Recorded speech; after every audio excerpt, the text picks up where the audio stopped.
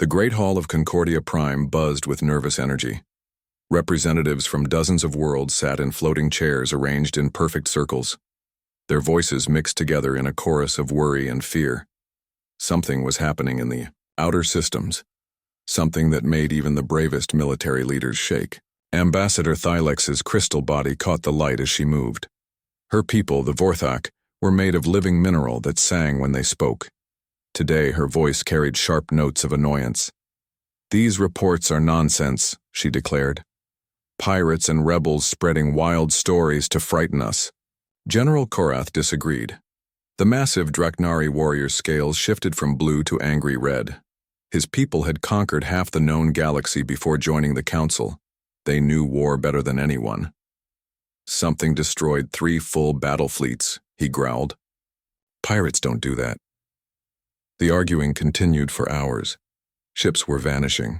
Entire colonies had gone silent. The few survivors who escaped spoke of impossible things.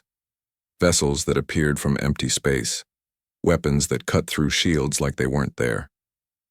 Attacks so precise they seemed planned before the battles even started. In the back of the hall, Archivist Zelana listened quietly. The ancient Etherian looked fragile, her pale skin almost transparent. But her mind held more knowledge than entire libraries. She had spent centuries studying the oldest records, the data crystals that came from civilizations long dead. "Perhaps," she said softly, her voice somehow reaching every corner of the massive chamber. "We should look to the past for answers." The arguing stopped. Zelana rarely spoke in council meetings. When she did, wise beings listened. She moved to the center of the hall, her movements slow but graceful. From her robes, she produced a data crystal so old it seemed to glow with its own light. "This comes from the first archive," she said. "Records from before the Great Silence when the galaxy was young." The crystal projected images into the air above them. Star maps appeared, showing trade routes and colonies that existed 3,000 years ago. But these maps were different. They showed systems marked with symbols none of them recognized. "The ancient texts speak of a species called humans," Zelana continued.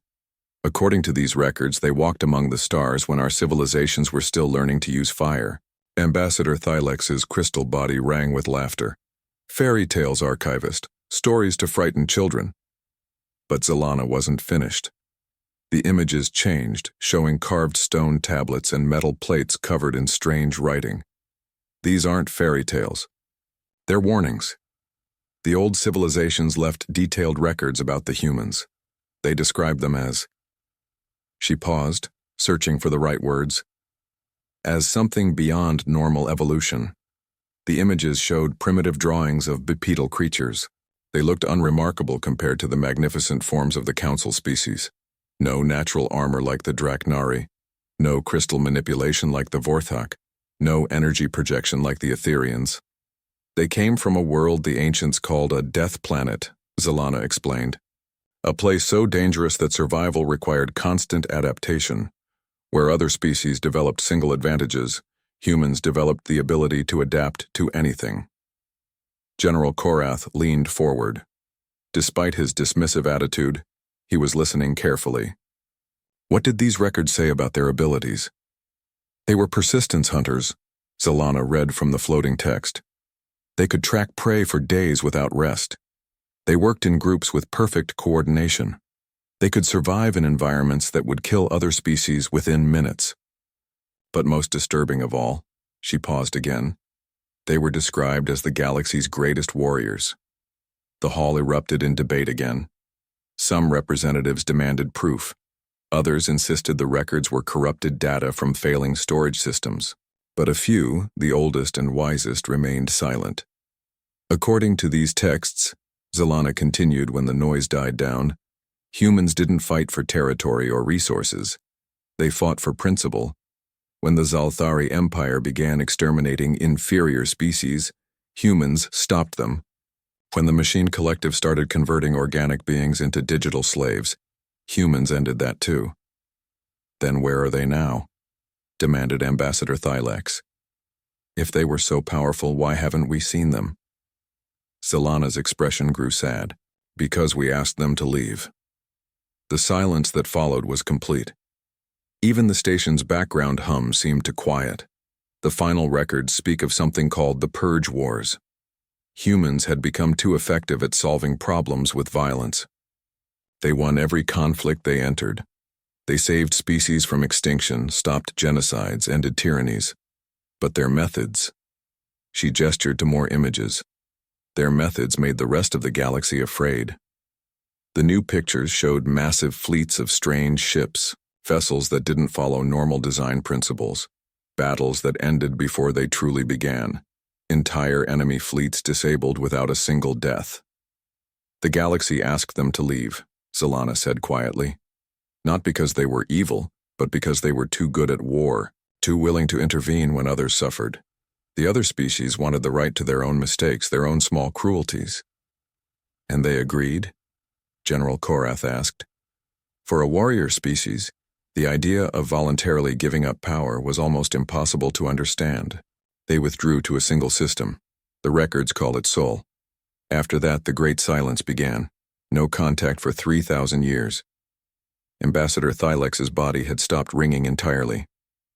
You're suggesting these mysterious attackers are mythical? Humans returning? Before Zalana could answer, every communication panel in the hall activated at once. A new signal was coming in, broadcast on all frequencies. The universal translator worked frantically to decode the alien language. The voice that emerged was unlike anything they'd heard before. Not the musical tones of the Etherians or the grinding bass of the Draknari. It was smooth, controlled, and somehow conveyed both intelligence and barely restrained power. This is Admiral Sarah Chen of the Terran Federation Navy. The hall went completely silent. Even the air recycling systems seemed to stop. We know about the hegemony's expansion into neutral space. We know about the forced subjugation of peaceful worlds. We know about the slave markets and the genocide programs. The words hit the assembled representatives like physical blows. The hegemony was their greatest threat, a growing empire that conquered worlds and enslaved populations. The Council had been debating military action for years, but the hegemony was too strong. Consider this your only warning, the voice continued. Evacuate all occupied territories. Release all enslaved populations. Disband your military forces. You have 1 standard week to comply. The transmission ended, leaving behind a silence that stretched for long minutes. Finally, General Korath spoke. That's impossible. No single species could threaten the hegemony. Their fleets number in the thousands. Archivist Zalana looked at the data crystal in her hands. Its ancient light seemed brighter now, as if responding to some unseen energy. Perhaps, she said softly, we're about to learn what happened to the galaxy's greatest warriors during 3,000 years of isolation. Ambassador Thylex's crystal body began to ring again, but this time the notes were different. Not anger or dismissal, but something much rarer among her people. Fear. If these are truly the humans of legend, she whispered, then the galaxy is about to remember why myths exist in the first place. In the depths of space, instruments that had been built to detect the smallest energy signatures suddenly registered something impossible. Ships were moving through the void, heading toward the hegemony's outer territories. Ships that appeared on sensors for just a moment before vanishing again, as if they existed in spaces between dimensions. The legends were returning, and the galaxy would never be the same. The transmission from Admiral Chen threw the galaxy into chaos. Every major government activated their emergency protocols. Scientists worked around the clock to analyze the alien language.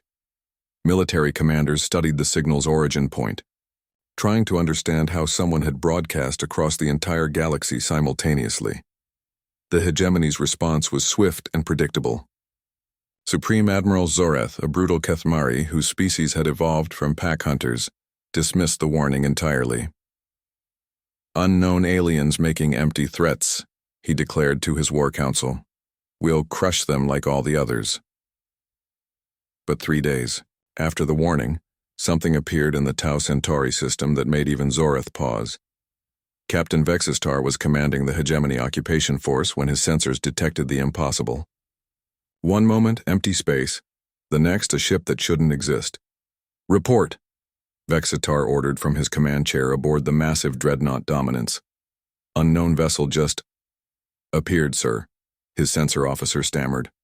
No hyperspace signature, no engine trail. It's just there. On the main screen, they could see it clearly. The ship was enormous, easily the size of a dreadnought, but its design made no sense. The hull was black as deep space, seeming to absorb light rather than reflect. Strange energies played along its surface in patterns that hurt to look at directly. Power signatures? Vextar asked. That's the problem, sir. I'm reading energy levels that should tear the ship apart, but it's perfectly stable. The technology, it doesn't follow any known principles. Vextar had conquered 17 worlds for the hegemony. He'd faced council fleets, rebel armies, and desperate civilians.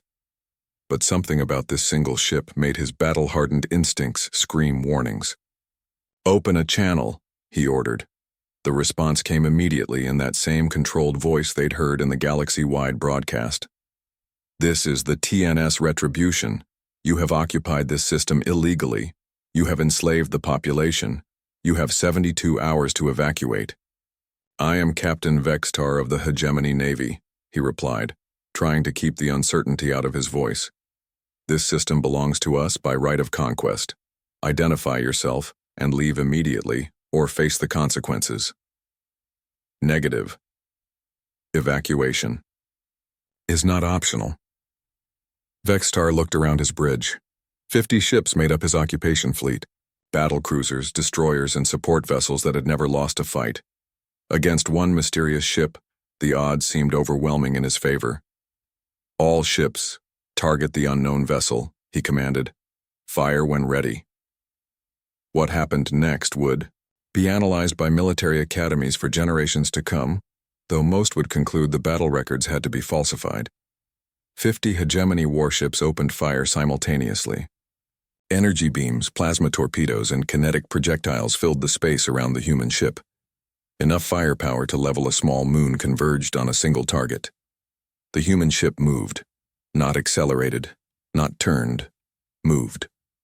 One instant, it was in the center of the barrage. The next, it was behind Vextar's formation, completely undamaged. Somehow, it had covered the distance without crossing the space in between.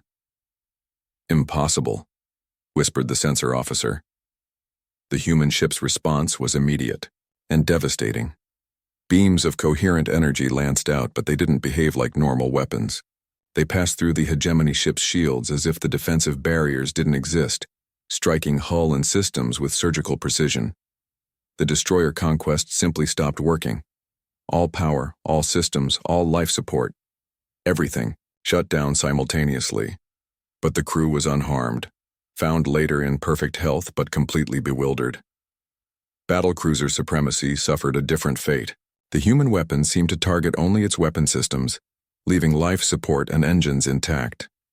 In seconds, the mighty warship was defenseless, but perfectly capable of survival. Ship after ship fell to attacks that made no sense. The humans didn't seem interested in destruction. They were disabling the fleet with almost surgical precision. No deaths, no unnecessary damage, just the complete removal of any ability to fight back.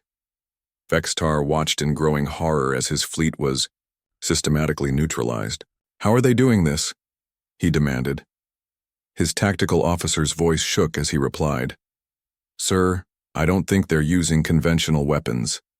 The energy signatures, it's like they're convincing our systems to stop working rather than forcing them to. The battle lasted 17 minutes. When it ended, 49 hegemony ships drifted powerless in space, their crews alive but their vessels completely disabled. Only Dominance remained functional, and Vextar suspected that was intentional. The human ship appeared on his main screen again, this time close enough to see details that made even less sense. The hull seemed to shift and flow like liquid metal. Weapon ports opened and closed without any visible mechanisms. Strange symbols crawled across the surface in patterns that suggested intelligence beyond normal understanding. Captain Vextar, the human voice said calmly, you now have 71 hours and 43 minutes to evacuate this system. We suggest you use the time wisely. What? What are you? Vextar managed to ask. We are the species you were warned about. We are the ones who came before. We are what happens when evolution doesn't stop. The human ship began to fade, not moving away but simply becoming less real, as if it was returning to some other dimension. Tell your leaders, the voice continued as the ship became transparent, that the old agreements no longer apply. The hegemony ends now.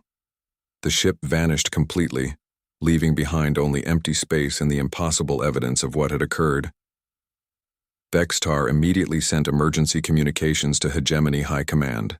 The response from Admiral Zorath was predictable rage, but Vextar could hear something else in his superior's voice. Fear. Impossible, Zorath declared. No single ship can defeat an entire fleet. Sir, I'm transmitting all battle records. You need to see this yourself. While the Hegemony leadership struggled to understand what they'd encountered, the Galactic Council was dealing with its own crisis. The human transmission had been traced to multiple origin points, all of which showed the same impossible result: empty space. Dr. Kethmeran, the Council's leading expert in xenopsychology, was called in to analyze the limited data they had about human behavior. What she found in the ancient archives made her question everything she thought she knew about evolution and intelligence. They're not following normal development patterns, she reported to the emergency council session. Most species evolve, advantages for specific environments. Humans seem to have evolved the ability to adapt to any environment. Ambassador Thylex's crystal body resonated with disbelief. That's impossible. Evolution doesn't work that way. Evolution, as we understand, it doesn't work that way, Kethmeran corrected. But these records suggest humans developed something unprecedented. The ability to change not just their technology, but their fundamental approach to problems in real time. General Karath studied the battle reports from Tau Centauri. Their tactics make no sense. They could have destroyed that entire fleet in minutes, but they chose restraint. Why? Archivist Zelana had been quiet during the debate, studying her ancient data crystals. Finally, she spoke. Because the old records were correct, humans don't fight to conquer. They fight to end conflicts. The question is, what do they consider a conflict worth ending? Her answer came sooner than expected. Reports flooded in from across hegemony space, ships appearing without warning, slave compounds found empty, their occupants somehow transported to safety, military installations disabled without a shot being fired, and always the same message: evacuate. This is not negotiable. The galaxy was learning that legends had substance. Somewhere in the darkness between stars, an elder species had been watching and waiting. Now they had returned, and their patience with the younger race's cruelties had finally ended. The real war was about to begin, and the galaxy would discover what 3,000 years of isolation had done to humanity's capabilities. Dr. Kethmeran had studied the psychology of over 300 different species during her long career. She understood how minds worked, how intelligence developed, how civilizations grew. But as she delved deeper into the human archives, everything she thought she knew began to crumble. This can't be right, she muttered, staring at the data floating before her in the research lab. She'd been working for days without sleep, trying to understand what the galaxy was truly facing. The assistant she'd requested from the council arrived that morning. Dr. Yenth, a young Draknari scientist with scales that shifted color based on his emotions, found Kethmeran surrounded by holographic displays showing impossible biological data. Doctor, you asked me to review your findings, Yenth said carefully. His scales were showing concern, a pale blue that deepened when he saw the information surrounding them. Look at this, Kethmeran said, gesturing to a genetic analysis. According to these ancient records, humans evolved on what the archives call a Class 12 death world. Yenth's scales shifted to confusion. That classification doesn't exist. Nothing above Class 7 can support intelligent life. Exactly. But humans didn't just survive on such a world, they thrived. Look at their physiological adaptations. The display showed a breakdown of human biology that made no evolutionary sense. Humans could survive in temperature ranges that would kill most species. They could function on dozens of different atmospheric compositions. Their immune systems could adapt to new diseases in real time. They're persistence hunters, Kethmiran continued. They can track prey for days without rest. But unlike other pack hunters, they don't just cooperate. They think as a collective organism while maintaining individual creativity. Yenth studied the psychological profiles. This section about their problem-solving abilities. It says they excel at something called lateral thinking, pattern recognition beyond anything we've ever encountered. They don't just solve problems. They solve problems that haven't occurred yet. Look at these battle analyses from the Purge Wars. New displays appeared, showing tactical data from conflicts 3,000 years old. Human forces consistently won battles against superior numbers by anticipating enemy actions that seemed completely unpredictable. It's like they could see the future, Yenth whispered, his scales now showing fear. Not see the future, understand it. They process information in ways that let them predict outcomes with supernatural accuracy. Kethmiran pulled up more data. But that's not the most disturbing part. She showed him psychological profiles that defied every known model of intelligence. Humans seemed to possess multiple types of consciousness simultaneously. They could think logically like machines while maintaining emotional connections like social animals. They could make intuitive leaps that proved correct without any apparent logical foundation. They're evolutionary impossibilities, Kethmiran said quietly. A species that developed every survival advantage at once, then kept developing. Yenth's attention was caught by technical specifications for human technology. These weapon designs, they don't follow conventional physics. Because humans don't think conventionally. Look at their starship engineering. Where we build vessels for specific purposes, they build ships that can reconfigure themselves for any purpose. Their weapons don't just adapt to countermeasures. They adapt to countermeasures that don't exist yet. The implications were staggering. Human technology wasn't just advanced, it was fundamentally different. They had developed tools that worked by convincing reality to behave differently rather than forcing it to comply. Doctor, Yenth said slowly. If this data is accurate, why did they leave? A species this advanced could have conquered the galaxy easily. Kethmiran activated another section of the archives. Because they weren't conquerors. According to these records, humans only fought when other species were in danger. The Purge Wars weren't wars of conquest, they were interventions. The historical data told a story that made both scientists uncomfortable. 3,000 years ago, the galaxy had been plagued by several aggressive empires. The Zalthari had been systematically exterminating species they considered inferior. The Machine Collective had been converting organic beings into digital slaves. The Void Cult had been attempting to sacrifice entire star systems to entities from another dimension. Each time, Kethmiran explained, humans intervened, not to claim territory or resources, but to stop genocides and save species from extinction. The battle records showed conflicts that ended with shocking speed and precision. Human forces would appear, neutralize the threat with minimal casualties, and then leave. They took nothing. They claimed nothing. They simply removed the problem and departed. The other species became afraid, she continued. Not of being conquered, but of becoming dependent. Humans were too good at solving problems with violence, too willing to intervene when others suffered. Yenth was studying casualty reports from the Purge Wars. These numbers, in conflicts involving billions of combatants, human forces typically had casualty rates below 1%. But enemy casualties were even lower. They perfected warfare to the point where victory was achieved through superior capability rather than destruction. The galaxy asked them to leave not because they were cruel, but because they made everyone else feel helpless. The final section of the archives contained the most chilling information. Records of the last human diplomatic contact with the galactic community. A simple message that had been sent from the Sol system 3,000 years ago. We understand your concerns. We will withdraw to our home system. We ask only that you remember, we came among you to help, not to rule. If you ever truly need us again, call our name into the void. We will hear you. They've been waiting, Kethmiran realized. For 3,000 years they've been waiting for the galaxy to need them again.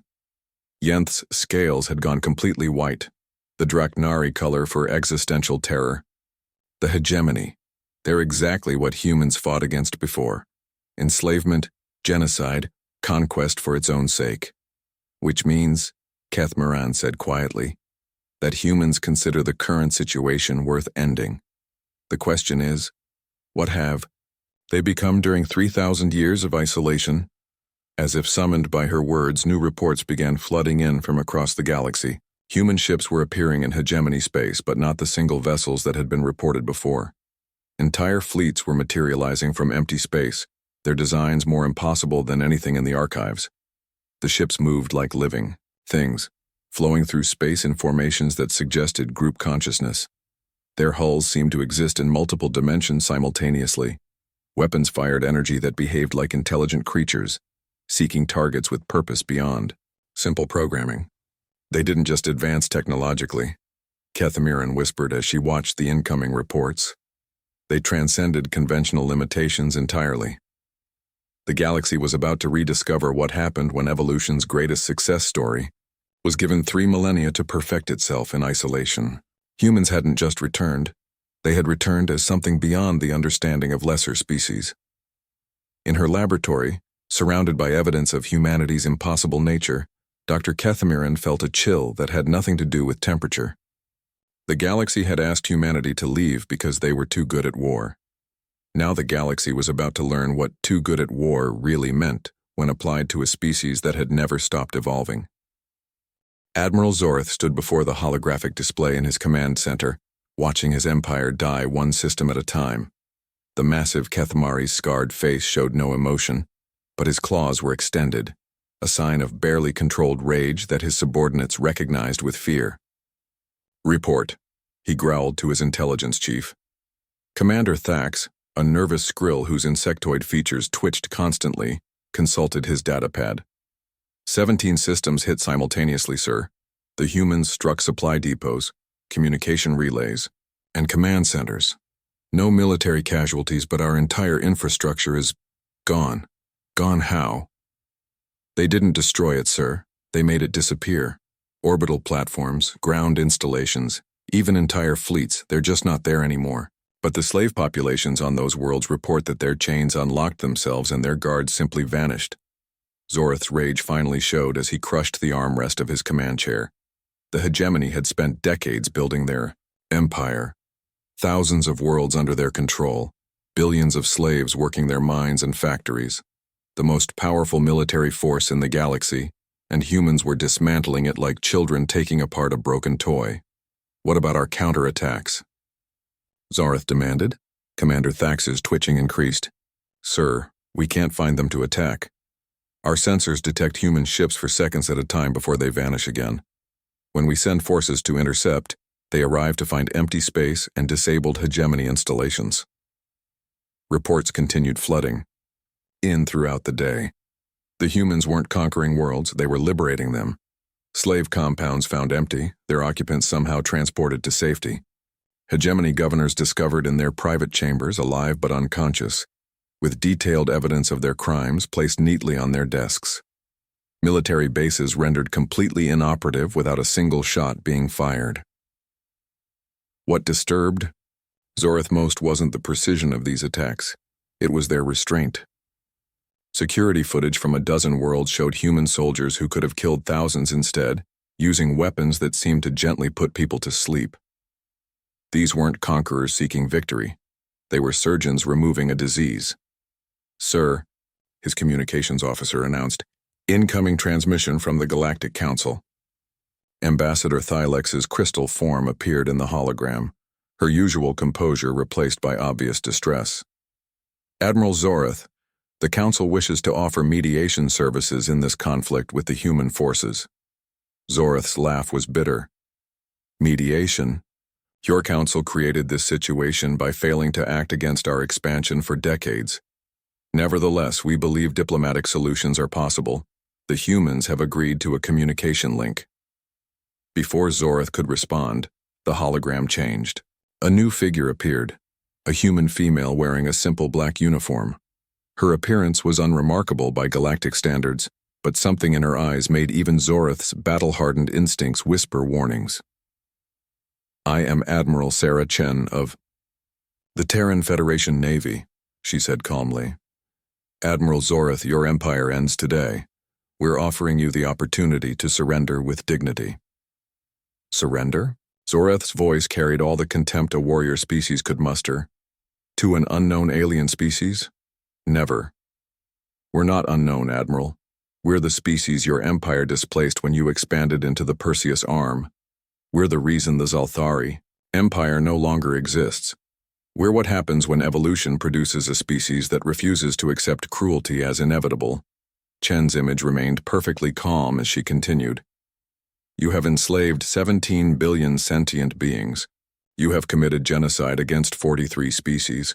You have turned conquest into entertainment and suffering into policy. This ends now." "You think you can threaten the hegemony?"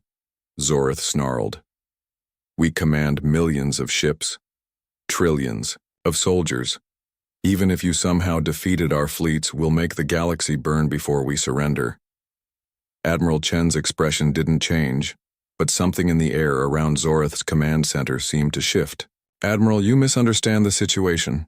We're not threatening you, we're informing you. The hegemony is already over, your fleets are already disabled. Your infrastructure is already gone. We're simply giving you the choice of how this ends." "Impossible. Even if you had superior technology, you couldn't." "Admiral," Chen interrupted gently, "look outside." Zorith turned to the main display showing the space around his command ship. Empty void filled the screen just as it should. But as he watched, shapes began to appear, hundreds of them, thousands. Human ships materialized from whatever impossible space they'd been hiding in. Vessels that made no sense, their hulls flowing like liquid metal, their very presence causing local space to bend and twist. Energy patterns played across their surfaces in colors that hurt to look at directly. "This is impossible," Zorith whispered. "No, Admiral. This is evolution. This is what happens when a species spends 3,000 years in isolation, refusing to accept limitations." Chen's voice remained perfectly calm as more ships appeared. "We don't build vessels to fight in space. We build vessels that convince space to behave differently." The fleet surrounding Zorith's command ship now numbered in the tens of thousands. Each vessel radiated power signatures that should have torn reality apart, but somehow they existed in perfect harmony with the universe around them. "You wanted to see what we're truly capable of," Chen continued. "Very well. But understand, this isn't an attack, this is a demonstration. What happened next was witnessed by sensor arrays across 17 star systems. Every human ship endured. The vast fleet suddenly synchronized their movements, not just with each other but with forces beyond conventional understanding. They began to phase in and out of visible space, existing in multiple dimensions simultaneously. Zorith's flagship, the mighty dreadnought Eternal Dominion, simply stopped working. Not destroyed, not damaged. Every system just ceased to function.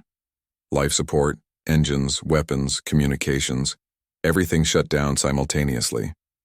But the crew remained perfectly healthy, breathing air that somehow continued to circulate, despite the inoperative life support systems.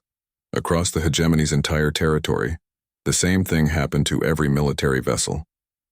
Thousands of ships, millions of personnel, the most powerful navy in galactic history, all rendered completely helpless in a single coordinated action that lasted exactly 60 seconds. "This is what we are," Admiral Chen announced across all frequencies as her fleet began to fade back into whatever realm they called home. "This is what we became during our exile. We didn't advance, we transcended. We didn't grow stronger. We became something that strength cannot measure." Zorith found his voice again, though it shook with something he'd never experienced before: absolute terror. What do you want from us?" "Nothing," Chen replied simply. "We want nothing from you except what we've always wanted, to be left alone. But we will not allow suffering to continue while we have the power to stop it."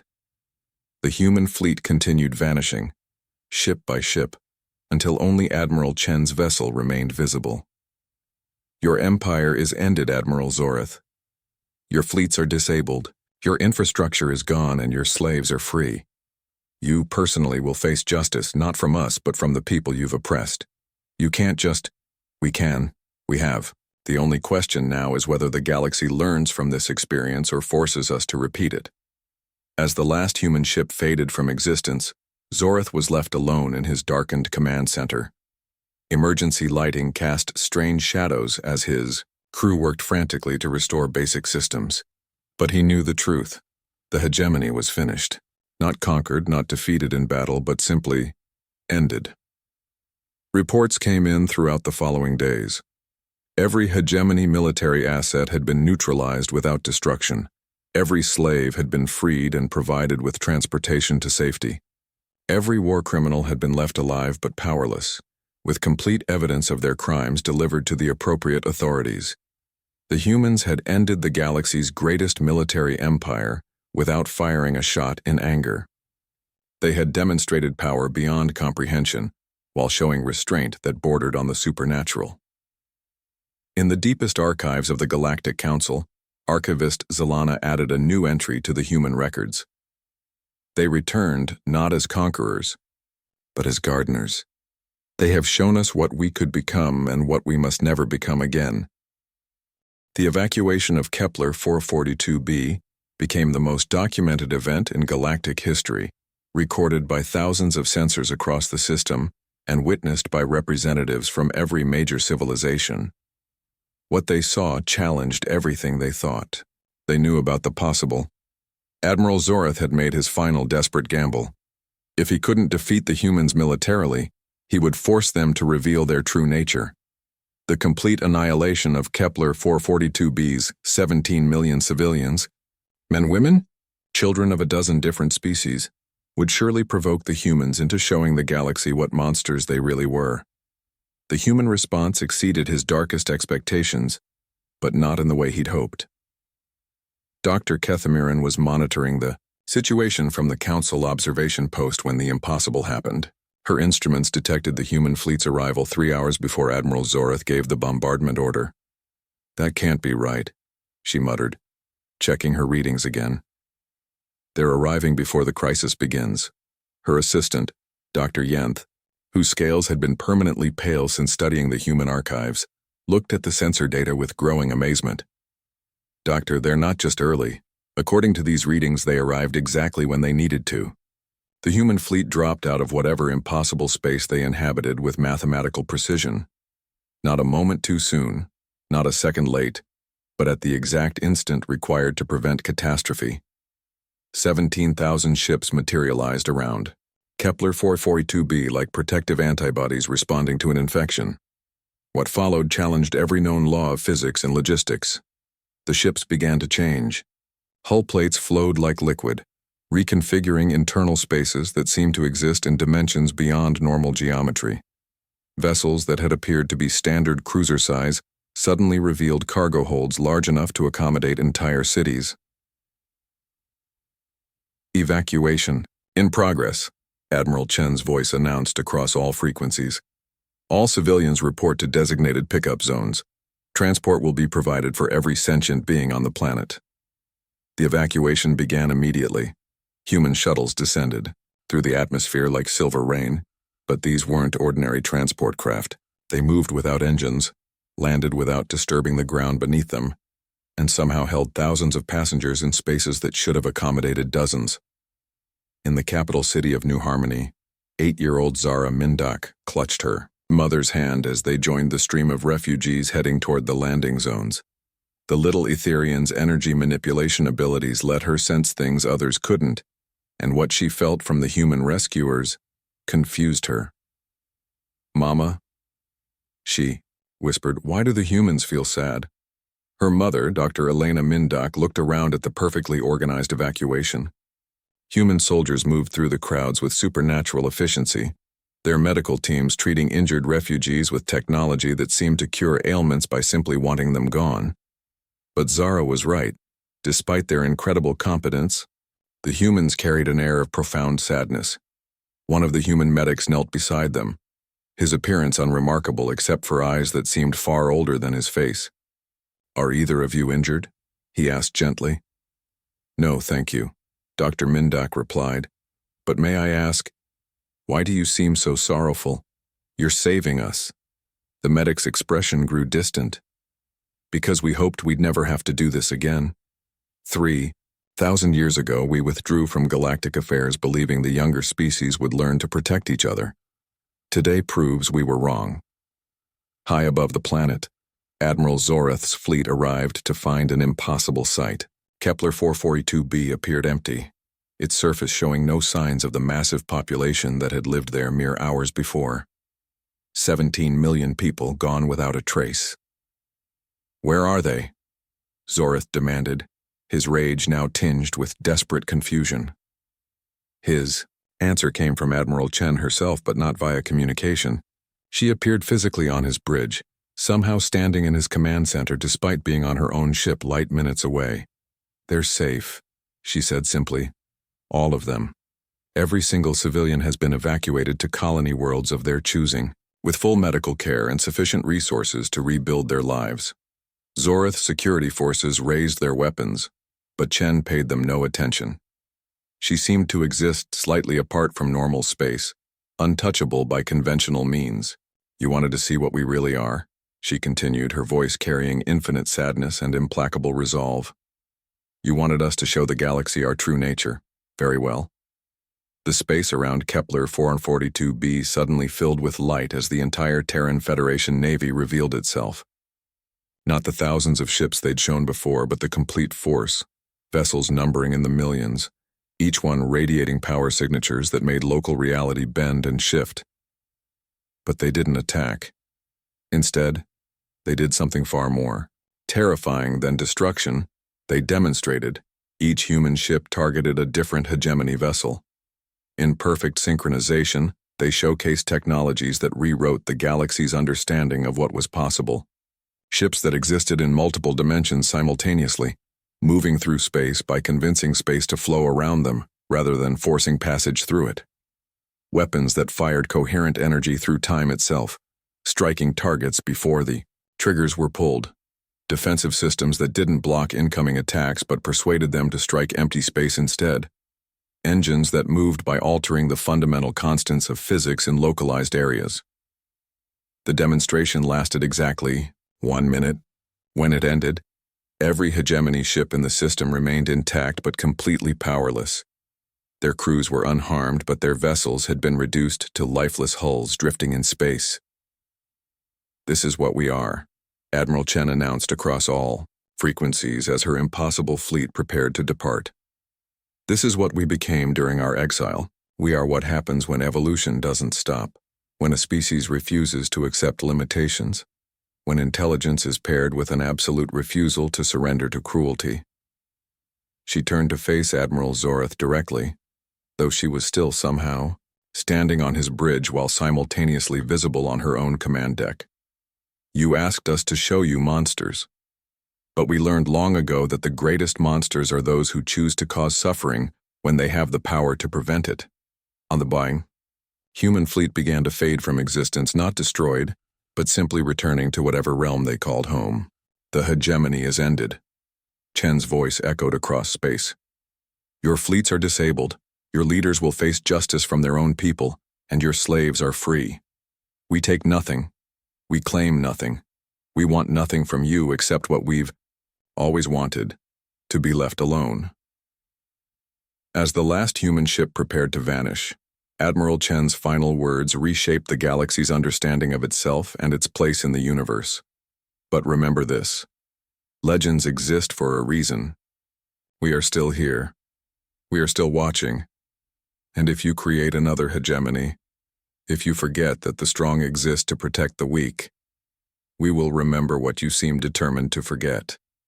Her voice grew softer, but somehow carried to every corner of the galaxy.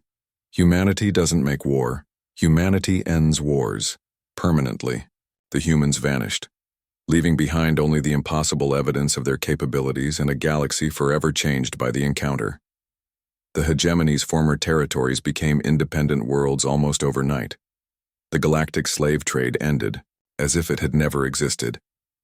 Military academies across known space began teaching new principles of warfare based on protection rather than conquest. In the space where Kepler 442b orbited its star, a simple monument appeared overnight. No one saw it being built, no sensors detected its construction. But suddenly it was there, a crystalline structure that sang with harmonies audible across all frequencies.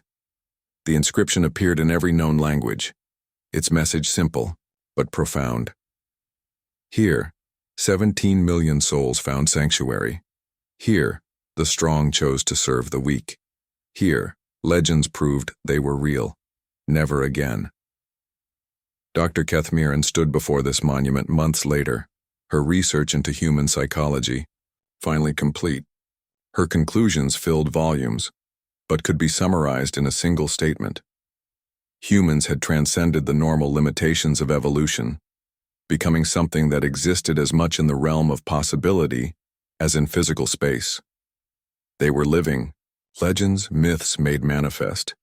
Evolution's answer to the question of what intelligence could become when it refused to stop growing. They had returned to their shadows between the stars, but the galaxy knew it was never truly alone. In the deepest dark, in the silence between worlds, humanity endured, watching, waiting, ready to remind the universe that some lines should never be crossed. The legends were real, and legends once awakened never truly sleep again.